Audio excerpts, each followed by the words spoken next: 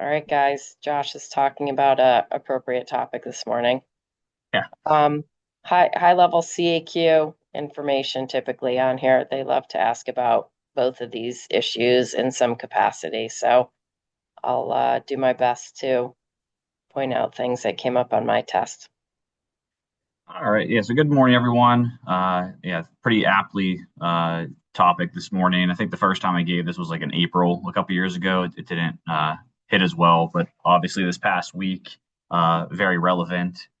So yeah, basically we're going to review cold injuries, freezing and non-freezing, as well as some that are like, cold related, and then we'll cover some altitude sickness. And at the very end, we'll talk about some kind of theories of training at altitude. So basically, the goals are to understand how our body changes when exposed to the cold, when exposed to altitude, and a lot of these mechanisms overlap. Discuss the different types of cold injuries and altitude sickness, as well as ways that we can prevent and manage these injuries. So, one of the things to be aware of, and I definitely remember having a question on my boards about like heat transfer.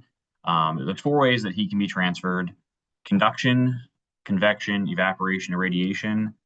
Conduction is the transfer from like a direct contact. So, you're touching snow, um, you touch a hot surface, that direct transfer of energy from one source to another.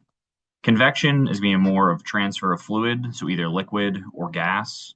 A good example of this is kind of a wind chill.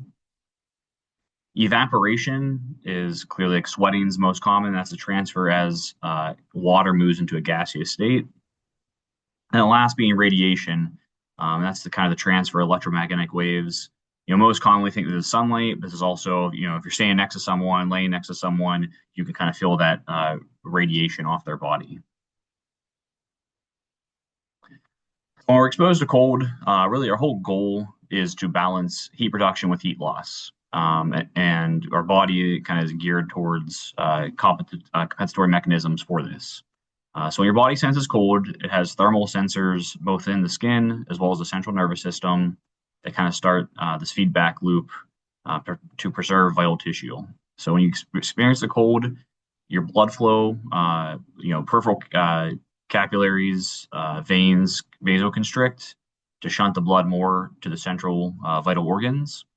And while this is, clearly important for continuing to live, this also puts you at high risk of having injury such as, frostbite to the more peripheral structures. One of the ways that we can kind of, increase our body's ability to warm is through exercise. This is why if you're outside competing in sports, exercising, you still feel warmer because as you're burning through your caloric stores, you increase your metabolism. When you're exercising,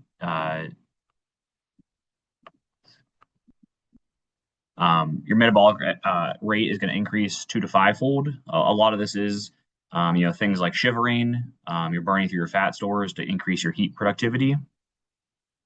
As that blood gets shunted from the periphery to your central circulation, you're also going to have an increased central blood volume. And so one of your compensatory mechanisms for this is your body senses this kind of fluid, kind of almost like pseudo overload, and it causes a cold diuresis. This actually puts you at risk of dehydration. And so if you're out in the cold, you don't have that same kind of thirst mechanism as you would if you were at, in a hot, humid environment. But it's important to make sure yourself and your athletes are continuously hydrating throughout their competitions to kind of balance out this fluid loss. There are a few risk factors for cold, which are pretty self-evident. If you get wet clothes, and that all impacts your ability with evaporation and further heat loss. Tall, thin stature in males are thought to have kind of overall less subcutaneous fat. Obviously, that's person dependent. Poor fitness levels. Again, we talked about your body's kind of compensatory mechanisms to kind of vasoconstrict and increase heart rate to help out with metabolism. And so if you have poor fitness, you have less ability to do that. Any intoxication depresses your metabolism, so you kind of lose the ability to produce heat. If you don't wear appropriate clothing to keep you warm, if you're, typically from around the equator, you kind of evolutionary, you just don't have that same ability to adapt to the cold. And any comorbidities such as anything that's going to affect your, circulation, so atherosclerosis, CAD, sickle cell. Again, your body's can has that decreased ability to kind of vasoconstrict to compensate for it. As far as prevention, it's kind of the layering system for cold. For layer clothing, the one is your base. You want to wear something that's kind of moisture wicking. A lot of these are like your synthetic materials. Your mid layer is going to have something that has more insulation, such as fleece or down. And the outer layer is more windproof and waterproof, more of like a shell to keep the moisture off. Obviously, if the more you want to avoid the prolonged exposure for as long as possible. It's interesting. We have all these things about like heat talks about getting out and having these breaks, mandatory breaks, when it's hot outside and having these cooling off periods. It's something you may want to consider for the cold as well. If you're outside for last couple of days shoveling snow, cleaning off your car, you can realize how quickly you can get cold. And then if you just kind of stay out there, how quickly you kind of burn through that metabolic stores and put yourself at risk for cold injury. Again, adequate hydration, like we talked about, to compensate for the cold diuresis. And then the nutrition, as you're burning, increase your metabolism to keep up with those metabolic demands. You want to abstain from alcohol or nicotine, despite, there's probably, I see those like videos and, old school movies or someone sitting around like a campfire, drinking out of a flask to stay warm. That's like, further cause issues with, vasoconstriction as well, nicotine as well, and further put you at risk for cold injury. If you do get wet, you want to change immediately. And lastly, you don't want to overexert yourself. So there's two types of cold injuries. There's the freezing cold injuries and then non-freezing cold injuries.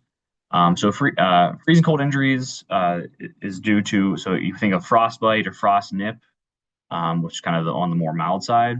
And this causes your human tissue freezes at about 31 degrees Fahrenheit. And so as your tissues start to freeze, ice crystals form within the cell walls. And then they cause those cell walls to rupture, leading to kind of damaged capillaries. And so when you actually rewarm someone, those cell membranes can burst, then cause swelling and blistering. And like we'll see, that's ultimately what leads to frostbite. So there's four different levels of frostbite. One is your basic, and level one can also kind of fall into that kind of frost nip category, where it's you have some edema, pallor to the distal phalanx of the toes and the fingers, but no blisters form. In grade two, you can have this kind of the same things can occur. You may start to develop some clear blisters, but again, kind of localized to that distal phalanx. Grade three, the changes progress. Now they're affecting the proximal phalanx for the toes and the fingers. You can get hemorrhagic blisters. And then grade four, it extends to the carpus or the tarsus, metacarpals and metatarsus, and you start getting full thickness tissue loss, gangrene, cyanotic structures. Example here, this would kind of be more still your kind of grade one, you kind of the distal phalanx, clear blisters, and then clearly this is an example of grade four. So with frostbite management, the best thing you can do is move to a warm shelter as soon as possible. Provide warm liquids, whether orally or intravenously. If they have wet clothes, you want to cut them off right away and get them in warm blankets. Or if you're at like an ER facility, they have those bear huggers that kind of pump the warm air over top. Ideally, you don't want to rewarm anybody in the field. And what this means is if you're going to rewarm someone, you want them definitively rewarm. You don't want to rewarm them and then expose them to cold again. So you kind of get this kind of secondary injury where those tissues can freeze again. Also, when you start rewarming, you put the patient at risk for developing compartment syndrome. So as that, again, with your body's kind of compensatory mechanisms, all that blood flow shifts from peripheral to central. And then when you start rewarming, all that fluid kind of shifts back out into the periphery. that can acutely increase the compartment pressures. So you want to be at a facility that can kind of monitor that and treat it if it does occur. You never want to rub any extremity that puts risk of nerve damage and tissue damage. If anything, you want to have the patient kind of put their hands into their armpits or into their groin where there's more central blood flow to warm. If you're able to wrap rewarming in a water bath, so 37 to 39 degrees is roughly around 100 degrees Fahrenheit, and it's kind of constant fluid motion. Again, with that, it's kind of the convection, the transfer of heat from a warmer source to a colder source. As the patient regains feeling, it can be very painful. I'm sure if you've ever been outside and have a little, frost nip or, your hands get cold, you come inside, you kind of feel those kind of paresthesias, that burning pain. It's only, amplified if you have, actual true hypothermia. Oh, sorry, frostbite. Tetanus prophylaxis. So you want to make sure they're up to date. These kind of cold anaerobic environments are kind of breeding ground for Clostridium, and that's why the indication for tetanus prophylaxis. You don't necessarily have to do any empiric antibiotics unless they do have concomitant open wounds. And then for these kind of last two, this is when you're kind of consulting your kind of your surgical team, vascular team, whether to use TPA or whether amputation of the extremities are necessary. So that's not something that you necessarily have to be worrying about. But if you're sending a patient into the hospital, you want to notify kind of what resources are available at that facility.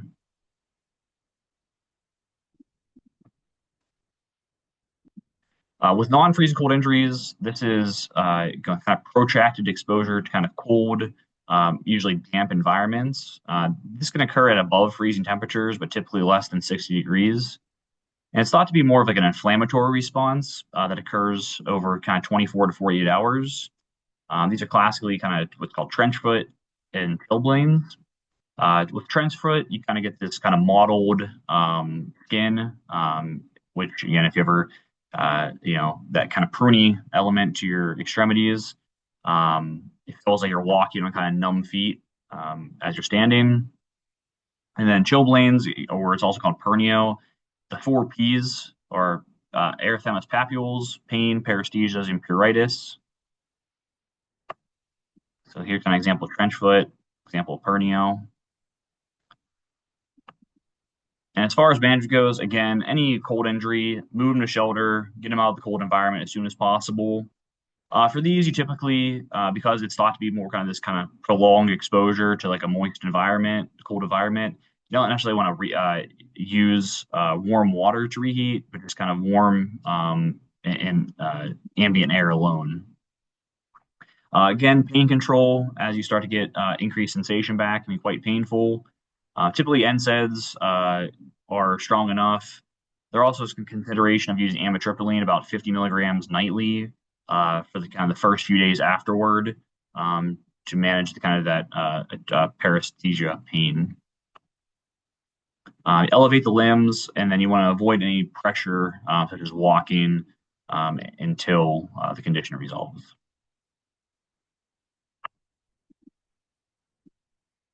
With snow blindness, this is not really a freezing cold or a non-freezing injury, but this is something you commonly see with cold environments. Typically, people that are outside skiing, snowboarding,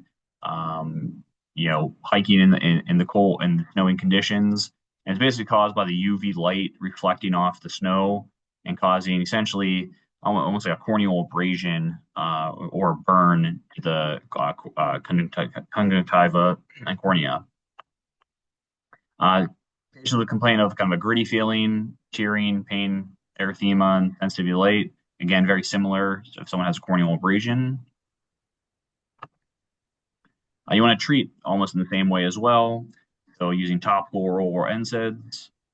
You can consider doing topical antibiotics for 3 to 5 days. A lot of that is due to just almost like the kind of lubricating effect of that as well. So it's kind of you're getting both of those at the same time. And then just some basic eye drops. And again, as that cornea and conjunctiva kind of sloughs off and turn over in a couple of days, the symptoms will resolve.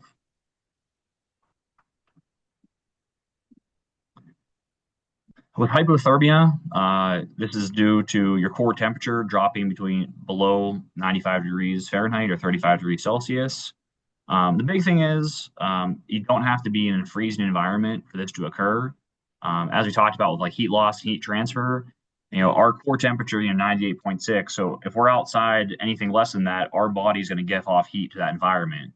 And so over time, even if you're outside and it's 50, 60 degrees, with that prolonged exposure and not warming up, eventually your body can kind of cool down and you start to become hypothermic.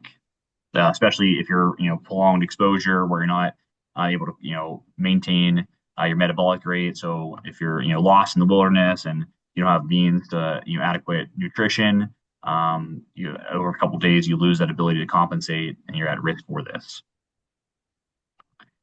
There's different kind of classifications of hypothermia based on their severity. Mild, kind of core temperature is going to be 90 to 95 degrees. Moderate, 82 degrees to 90 degrees. And then less than 82 degrees is severe. With mild, your body is still compensating. So the biggest thing is you're going to see the patient's going to be shivering. Again, shivering increases your metabolic rate, causing that skeletal muscle contraction to generate heat. So if you're shivering, you're still your body's still helping you out. You're going to be tachycardic. You're going to have some cold diuretic diuresis, and also cold extremities. With moderate degree, you'll start to notice the patients can have reduced shivering. So as they're burning through their nutrition stores and metabolic stores, they're losing the ability to contract that skeletal muscle, which puts them at risk for deteriorating. They're going to kind of be more weak, drowsy, a little bit ataxic. And then severe, they basically lost all their compensatory mechanisms. So they're no longer shivering. They're going to start to develop some cardiac arrhythmias, hypotensive. They're going to have reduced consciousness, even slipping to a coma or death. As far as management goes, again, keep harping on it. Move them to a warm shelter as quickly as possible. You again want to get them warmed IV fluids, change them out of the wet clothes, heating pads, warm blankets. You want to minimize extremity movement, and the reason being, again, when our body compensates the exposure to cold, it shunts that blood from the periphery to the central system. So all that blood that remains in the periphery is essentially like chilled fluid. So you start moving those extremities around, all that blood is then kind of that cold blood rushes back to the core and actually can drop the temperature further. Instead, if you kind of keep those extremities just kind of still, as the central blood that's warm to the core temperature starts pumping out into the periphery, it kind of slowly warms it up. So again, just something you can do to minimize the risk. You want to get them onto a cardiac monitor. And then ultimately, you can't pronounce someone dead if they're, hypothermic, the whole kind of warm and dead adage. That's the reason why when, in ACLS, they have, the return, the Ross protocols where they put them into active cooling, because that cooling can actually, again, it reduces your metabolic demands and can save tissue. So as you're warming them up and then they're not coming back with a pulse, typically once you get above temperature of 90 degrees Fahrenheit, at that point, if they're not regaining a pulse, you can pronounce them dead. Other reasons you may want to consider withholding resuscitation if there's another associated lethal injury. So obviously, if you find someone down that was shot and on the street and then outside in the cold, it doesn't those two things together. You don't have to resuscitate. If they're buried under snow for greater than 35 minutes from a hypoxic injury, another reason not to necessarily necessitate resuscitation.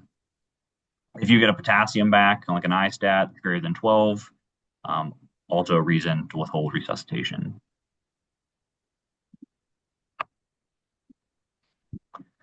So those are the kind of the freezing cold injuries and non-freezing cold injuries and the associated ones like hypothermia. Next, we're moving into altitude sickness. So with altitude sickness, typically this is going to occur at elevations greater than 10,000 feet, which is 3,000 meters.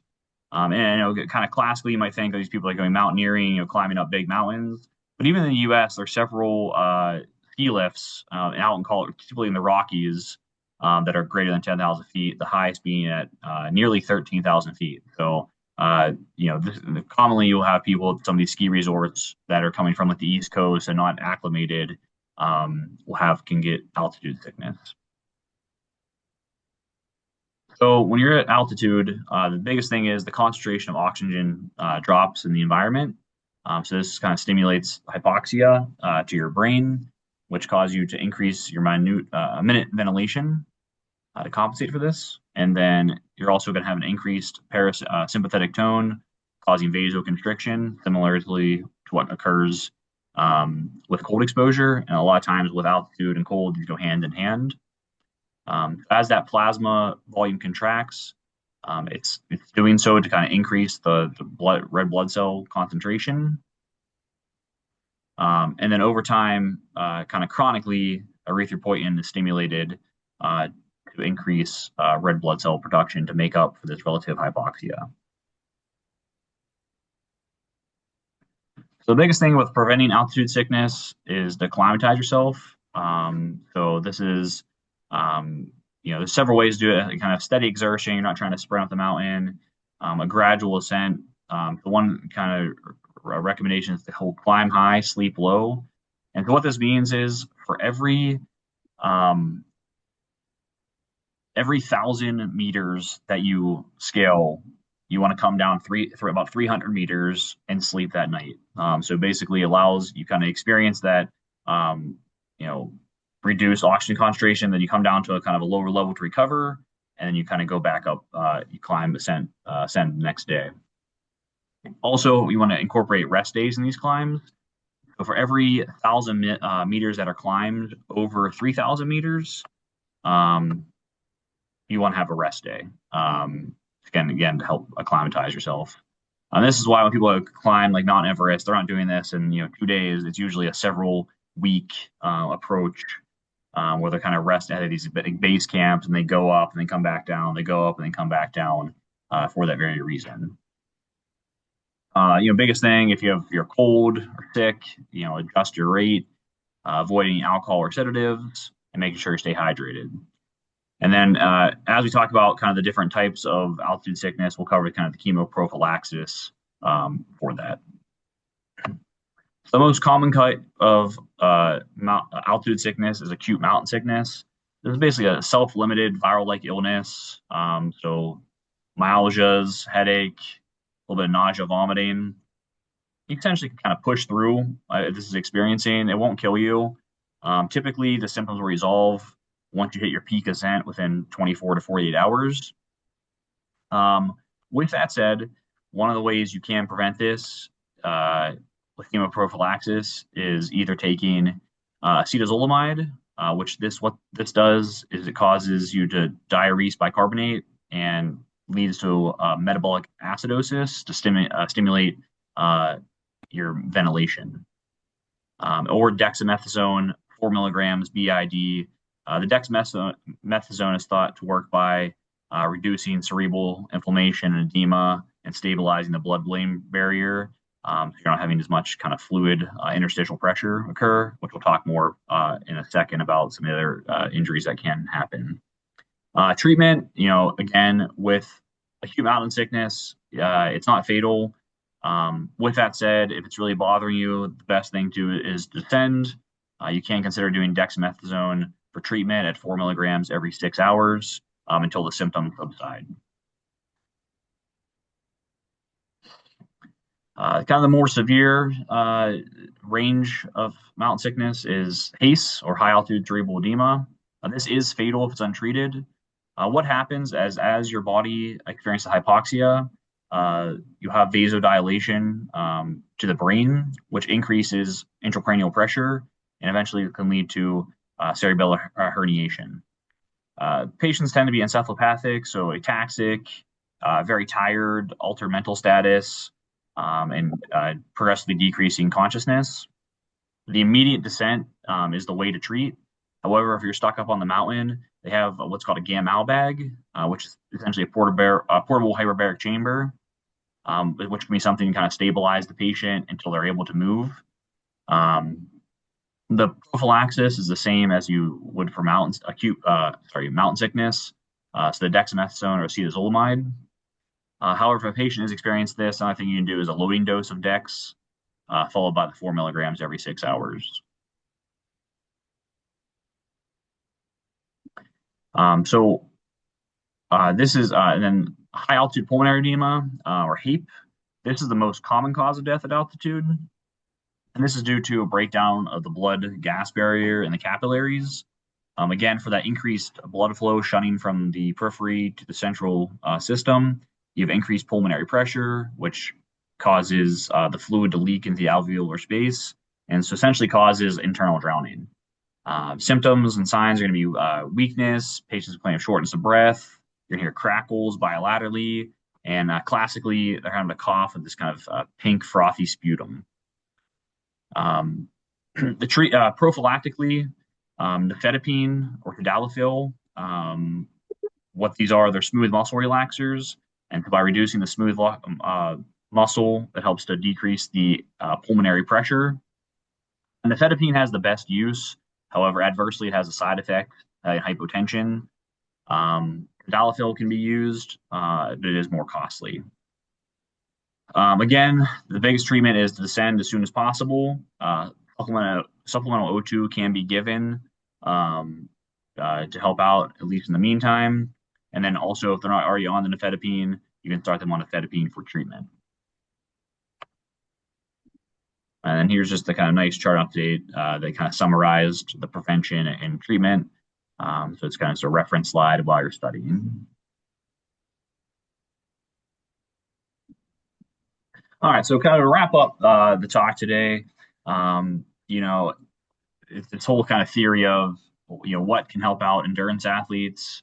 There's theories of kind of these African, Kenyan marathon runners that live at high altitude and why they're always kind of winning the races. And so a lot of this stems from a study back in the late 90s about living high and training low. And kind of the thought was, if you're exposed, you're living in this high altitude environment, you have your erythropoietin stimulating RBC production, increasing your hemoglobin concentration. And so when you're running at more of like a sea level for like a marathon race, yeah, you have better kind of oxygen carrying capacity, and that can improve your times. And so what this study looked at is they got a group of endurance athletes, kind of broke them up into 3 groups. Everyone started 2 weeks at sea level where they kind of just lived together, not really any specific training. Then they did a 4-week, they all did the same training for 4 weeks at sea level, followed by a timed running 5K. And then they split the groups into 3, either to living in a high environment and then training in a low environment, living in a high environment, training in a high environment, or living in a low environment and training in a low environment. And for high and low, kind of the altitude they used was 2,500 meters and around 1,300 meters. Following their kind of training for 4 weeks at these different environments and living conditions, they would then came back down to sea level and had them take run another timed 5K. Of the 3 groups, only the group that had trained high and lived low had improvement in their times. It's pretty 13 plus minus 10 seconds, so pretty wide distribution there, but it was statistically significant. Conversely, the other 2 groups, so the groups that trained low and lived low, or trained high and lived high, actually had increased times. That wasn't statistically significant. The thought of why this happens is when you're exposed to that, again, living at the high environment, you get that relative hypoxia to drive erythropoietin stimulation to increase your RBC concentration. However, it's important to kind of not train there as well because that hypoxia actually more quickly fatigues your muscles and makes it difficult to recover. That's why if you can train at a lower environment and oxygenate that tissue while you're exercising, it doesn't have as much strain to the muscle and allows to recover quicker. So that's just something to kind of be aware of if you have an endurance athlete, questions you about it, about how that can work. And it's ultimately the biggest thing. Our body does always want to compensate when exposed to cold and altitude. Most commonly, kind of go hand in hand. It shifts volume and circulation away from the extremity into the central system.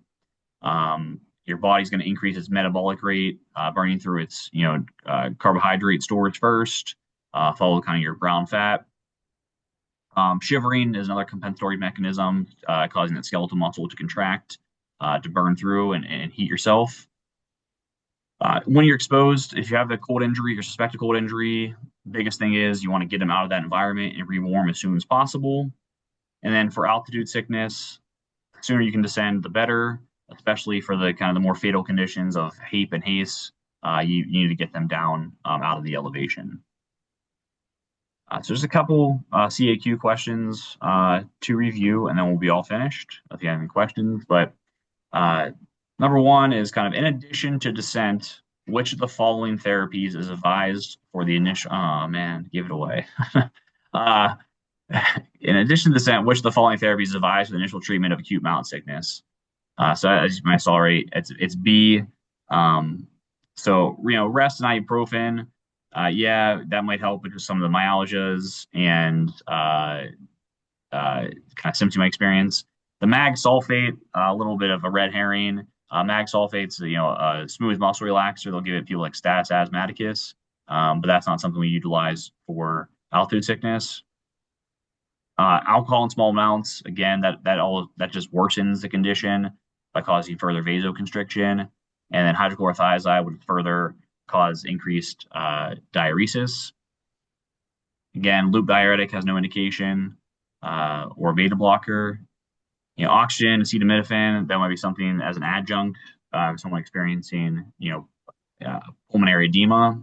But for just acute mountain sickness, it's going to be increase the fluids, and acetazolamide, again, to cause that metabolic acidosis, to cause increased ventilation to compensate.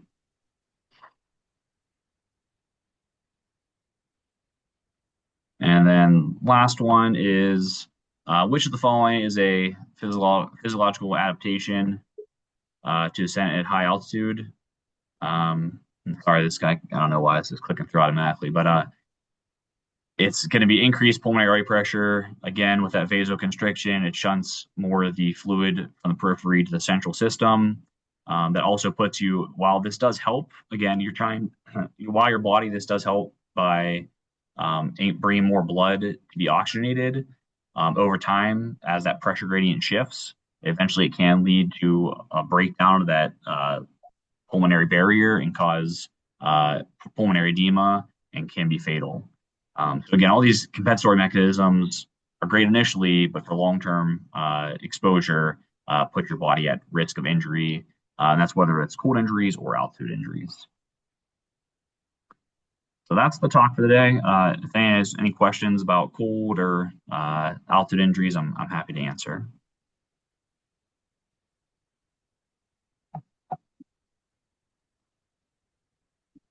Thanks, Josh. I'd say like the CAQ questions are like always complicated and tricky, and they try and confuse you, so you have to read them very carefully. And when in doubt, the answer for altitude is take them to a lower elevation.